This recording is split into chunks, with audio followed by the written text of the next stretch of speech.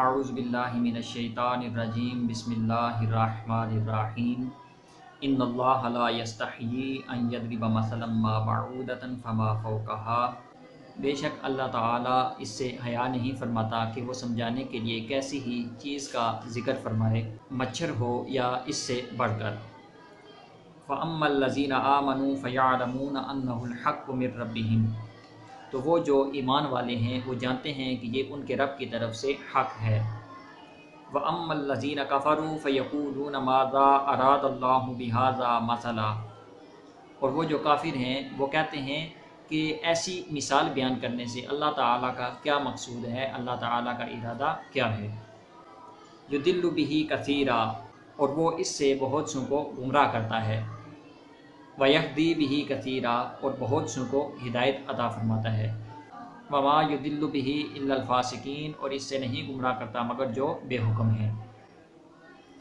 إِنَّ اللَّهَ لَا يَسْتَحْيِي أَن يَضْرِبَ مَثَلًا مَّا بَعُودَةً فَمَا فَوْقَهَا، اللہ تعالیٰ نے ارشاد فرمایا کہ بے شک اللہ تعالیٰ حیا نہیں فرماتا اس سے کہ سمجھانے کے لیے کیسی ہی چیز ذکر کرے، مچھر ہو یا اس سے بھی بڑھ کر۔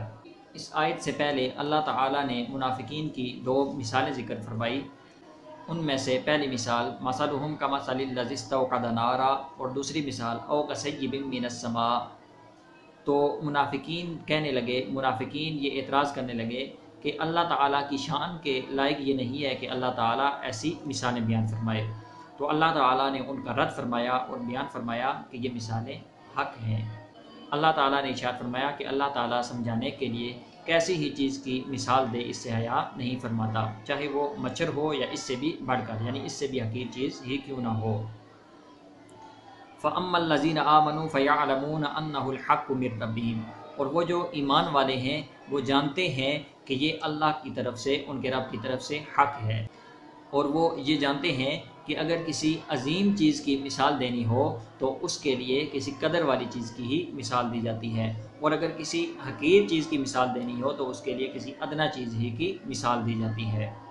جس طرح اس سے پہلے اللہ تعالیٰ نے ہدایت کی مثال نور سے اور گمراہی کی مثال ظلمات سے دی ہے۔ یضل بہ کثیرا ویہدی بہ کثیرا، اور وہ اس سے بہت سوں کو گمراہ کرتا ہے اور بہت سوں کو ہدایت عطا فرماتا ہے۔ یہ دونوں جملے یضل بہ کثیرا ویہدی بہ کثیرا یہ منافقین کے اعتراض کا جواب ہیں۔ اللہ تعالیٰ ارشاد فرماتے ہیں کہ یضل بہ کثیرا، وہ بہت سے لوگوں کو اس سے گمراہ کرتا ہے، یعنی وہ لوگ کہ جن پر جہالت کا غلبہ ہو، جو حق کی مخالفت کرنے والے ہوں، ان کو اللہ تعالیٰ اس سے گمراہ کرتا ہے۔ وَيَهْدِي بِهِ كَثِيرًا، اور جو ہدایت کی متلاشی ہوں، جو حق کے ماننے والے ہوں، انصاف سے کام لینے والے ہوں، اللہ تعالیٰ ان کو ہدایت عطا فرماتا ہے۔ وَمَا يُضِلُّ بِهِ إِلَّا الْفَاسِقِينَ، اور وہ نہیں گمراہ کرتا اس سے مگر فاسقوں کو، نافرمانوں کو۔ فاسق اس شخص کو کہتے ہیں کہ جو کبیرہ گناہ کا مرتکب ہو، جو کبیرہ گناہ کا کرنے والا ہو۔ فسق کے 3 درجے ہیں۔ پہلا درجہ تغابی کا ہے۔ تغابی سے مراد یہ ہے کہ کسی شخص سے کبیرہ گناہ کا صدور اتفاقیہ طور پر ہو جائے اور وہ اس گناہ کو غلط سمجھتا ہو۔ اور دوسرا درجہ انحماق کا ہے۔ اس سے مراد وہ فاسق ہے کہ جو کبیرہ گناہ کا عادی ہو۔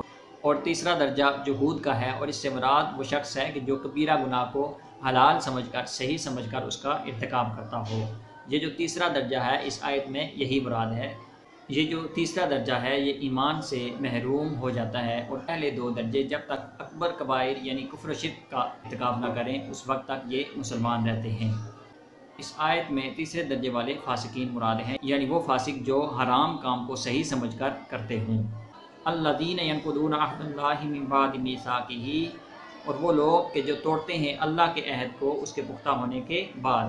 وَيَقْطَعُونَ مَا أَمَرَ اللَّهُ بِهِ أَن يُوصَلَ، اور کاٹتے ہیں اس چیز کو کہ جس کو ملانے کا حکم اللہ تعالیٰ نے دیا ہے۔ وَيُفْسِدُونَ فِي الْأَرْضِ، اور زمین میں فساد پھیلاتے ہیں۔ أُولَٰئِکَ هُمُ الْخَاسِرُونَ، یہی وہ لوگ ہیں جو خسارے میں ہیں، جو نقصان میں ہیں۔ الذین ینقضون عہد اللہ من بعد میثاقہ، وہ لوگ کہ جو اللہ کے عہد کو توڑتے ہیں اس کے پختہ ہونے کے بعد۔ یہاں پر میثاق سے مراد وہ عہد ہے کہ جو اللہ تعالیٰ نے کتب سابقہ میں تمام لوگوں سے لیا کہ حضور خاتم النبیین صلی اللہ علیہ وسلم پر ایمان لانا ہے۔ مفسرین فرماتے ہیں کہ اس عہد سے مراد 3 عہد ہیں۔ پہلا عہد یہ ہے کہ جو اللہ تعالیٰ نے تمام اولاد آدم سے لیا، اور دوسرا عہد انبیاء اکرام علیہ السلام کے ساتھ خاص ہے کہ جو اللہ تعالیٰ نے ان سے لیا کہ وہ اللہ تعالیٰ کے دین کی تبلیغ کریں اور دین کو پھیلائیں۔ اور تیسرا عہد علماء کے ساتھ خاص ہے کہ اللہ تعالیٰ نے ان سے عہد لیا کہ وہ حق کو ظاہر کریں، حق کو بیان کریں، حق کو نہ چھپائیں۔ وَيَقْطَعُونَ مَا أَمَرَ اللَّهُ بِهِ أَن يُوصَلَ وَيُفْسِدُونَ فِي الْأَرْضِ، اور وہ کاٹتے ہیں اس چیز کو کہ جس کو جوڑنے کا حکم اللہ تعالیٰ نے دیا ہے، یعنی رشتہ و قرابت کے تعلقات، مسلمانوں کا آپس میں بھائی چارہ اور دوستی محبت وغیرہ، تمام انبیاء کا ماننا، اللہ تعالیٰ کی کتابوں کی تصدیق کرنا، یہ وہ چیزیں ہیں کہ جن کو اللہ تعالیٰ نے ملانے کا حکم دیا ہے۔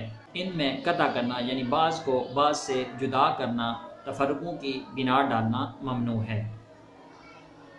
وَيُفْسِدُونَ فِي الْأَرْضِ، اور وہ زمین میں فساد پھیلاتے ہیں۔ أُولَٰئِكَ هُمُ الْخَاسِرُونَ، وہی لوگ نقصان والے ہیں۔ اللہ تعالیٰ نے بیان فرمایا کہ جو اللہ کے عہد کو توڑتے ہیں اور جس چیز کو اللہ تعالیٰ نے جوڑنے کا حکم دیا ہے اس کی قطع کرتے ہیں، اس کو توڑتے ہیں اور زمین میں فساد پھیلاتے ہیں، وہی لوگ نقصان والے ہیں، وہی لوگ نقصان اٹھانے والے ہیں۔ کیف تکفرون باللہ وکنتم امواتا فاحیاکم، تم کیسے اللہ تعالیٰ کا انکار کر سکتے ہو، وکنتم امواتا فاحیاکم، حالانکہ تم مردہ تھے اس نے تمہیں زندگی عطا کی، ثم یمیتکم، پھر تمہیں مارے گا، ثم یحییکم، پھر تمہیں زندگی عطا کرے گا، ثم الیہ ترجعون، پھر اسی کی طرف تم لوٹ کر جاؤ گے۔ اللہ تعالیٰ یہاں پر کافروں سے مخاطب ہیں۔ اللہ تعالیٰ نے جب توحید و رسالت کو بیان فرمایا، جزائے کفر و ایمان کو بیان فرمایا، اللہ تعالیٰ نے اپنی تمام نعمتوں کو ذکر فرمایا، اس کے بعد اللہ تعالیٰ کفار سے مخاطب ہوئے اور فرماتے ہیں کہ تم کیسے اللہ کا انکار کر سکتے ہو، حالانکہ تمہاری اپنی ذات ہی اس بات کا تقاضا کرتی ہے کہ تم اللہ پر ایمان لاؤ۔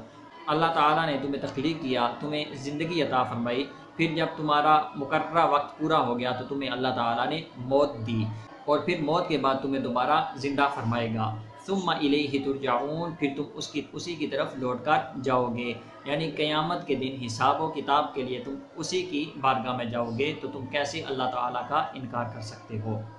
هو الذی خلق لکم ما فی الارض جمیعا، وہی ہے کہ جس نے تمہارے لیے بنایا جو کچھ زمین میں ہے۔ ثم استوى الی السماء فسواہن سبع سماوات، پھر آسمان کی طرف استوا قصد فرمایا اور برابر 7 آسمان بنائے۔ وَهُوَ بِكُلِّ شَيْءٍ عَلِيمٌ، اور وہ سب کچھ جانتا ہے۔ یعنی اللہ تعالیٰ نے جو کچھ زمین میں ہے وہ سب کا سب انسانوں کے لیے پیدا فرمایا، یعنی یہ جو پہاڑ ہیں، یہ جو سرسبز و شاداب وادیاں ہیں، یہ جو پھل فروٹ وغیرہ ہیں، یہ جو سبزیاں ہیں، جو کچھ بھی زمین میں ہے، یہ جو پودے ہیں، درخت ہیں، یہ سارے کا سارا اللہ تعالیٰ نے انسان کے نفع کے لیے بنایا۔ یہ سب کا سب اللہ تعالیٰ نے انسان کے دنیاوی اور دینی فائدے کے لیے بنایا۔ اس میں دینی فائدہ یہ ہے کہ انسان ان چیزوں کو دیکھ کر اللہ تعالیٰ کی قدرت کا اندازہ لگائے، اللہ تعالیٰ کی حکمت کو اور اللہ تعالیٰ کی قدرت کو دیکھ کر اللہ تعالیٰ کی معرفت حاصل کرے گا۔ اور ان میں دنیاوی فائدہ یہ ہے کہ انسان انہیں کھائے گا، پیے گا اور انہیں اپنے کام میں لائے گا۔ وَهُوَ بِكُلِّ شَيْءٍ عَلِيمٌ، اور وہ سب کچھ جانتا ہے۔ وَمَا تَوْفِيقِي إِلَّا بِاللَّهِ الْعَلِيِّ الْعَظِيمِ۔